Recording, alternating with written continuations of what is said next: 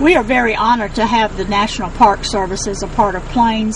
We have 4 sites: the high school that he attended, the depot where he held his campaign headquarters, his home, and it will be open for tours after their passing away, and the boyhood home that we're going to look at now. Jimmy Carter, at the age of 4, moved to a farm. His father owned a lot of property here. He lived with a lot of the African Americans who lived in this area. So his playmates after school, of course, were the African American children who lived in this area. This neat little house is where Rachel Clark lived. Her husband worked on the farm. Rachel more or less just took care of the Carter children and was a big inspiration in Jimmy Carter's life as to how to fish, how to live the right life, and she is one of the top 5 people in Jimmy Carter's maturing as a fine gentleman. You'll notice that we still have the barns. These have been replaced. The other barns have gone away, but they have been put back to look just as Jimmy Carter remembers. The windmill still works, and this cute little building here was a commissary. The Carters owned a small store here. That kept the people who lived in the country from having to go into town to buy the necessary items. A tennis court, clay. President Carter's father was a great tennis player. President Carter became a great one, and he and his father had many matches right here on the clay court, beside the house that Jimmy grew up in. He moved into this house in when he was only 4 years old, which would have been about 1928. This is a house that the plans were bought from Sears and Roebuck. Later on, after using the outhouse, which is in the backyard, which is also a very filmed place, they put in an inside toilet and made a shower by using a galvanized bucket with holes in it, and the water ran into the bucket and then came out the holes for their shower. You'll notice again we're seeing some large pecan trees. These pecan trees were planted by Jimmy Carter and his father. We are now looking at the area in which President and Mrs. Carter live today. They are full-time residents of Plains, Georgia. This is a secured area by the Secret Service, so we're not allowed to go down the street nor film the area. But what we're looking at now is a little hill that has been built, and President and Mrs. Carter will be buried on the other side of that hill when they pass away. Since Plains really began in its present location due to the train coming through this section of our county, we are delighted that now we have the SAM Short Line excursion train. SAM stands for Savannah, Americus, Georgia's, and Montgomery, Alabama, which was the route of the passenger train several times a week. Dave, I wanted to mention that every year we have the Plains Peanut Festival. It's always held on the 4th weekend in September.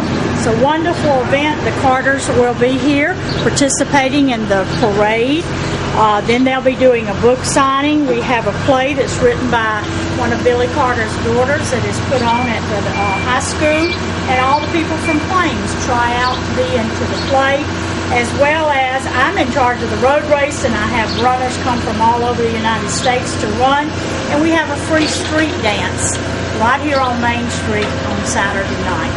Welcome to downtown Plains. The buildings came here in 1885, but they're no longer here. They were little wooden buildings, but now this is what downtown Plains looks like. The famous sign that tells you you're now in the hometown of the 39th president, and I like to also say First Lady, since she was also born and raised here. Plain peanuts. He has peanuts cooked any way you can imagine. They are marvelous and wonderful souvenirs and other things, and just a great group of people to wait on you.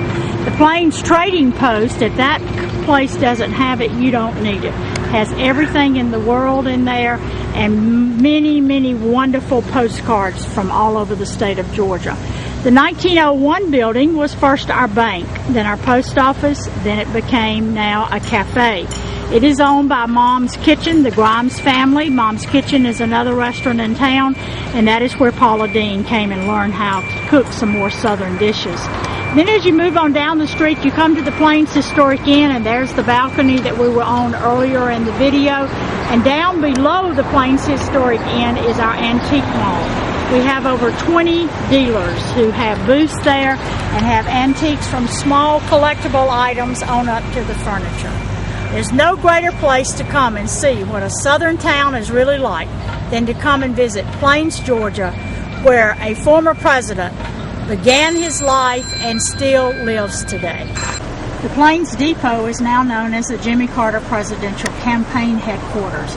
This is where Jimmy Carter had his headquarters, and we would have volunteers who would sit here and ask people to vote for Jimmy Carter. Many times they didn't even know what Mr. Carter's last name was. This was one of the first buildings in Plains due to the railroad tracks coming.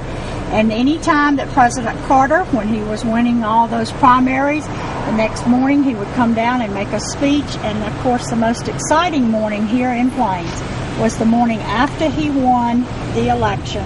One of the neat things about President Carter when he was in the White House, he only served Coca-Cola because it is a drink from Georgia. When we got ready to open the Historic Inn and the Antique Mall, President Carter asked Coca-Cola to do a commemorative bottle. They said, sure, we'll be glad to, President Carter, if you draw a picture for the bottle. So President Carter drew this picture of the Historic Inn and Antique Mall, and his initials are right there. That's his picture. And then this is the date that the inn opened for the first time.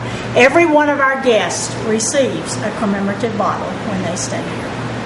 This is mine? This is yours. Woo! Look at this. Wow. Thank you so much. You're so welcome, Dave.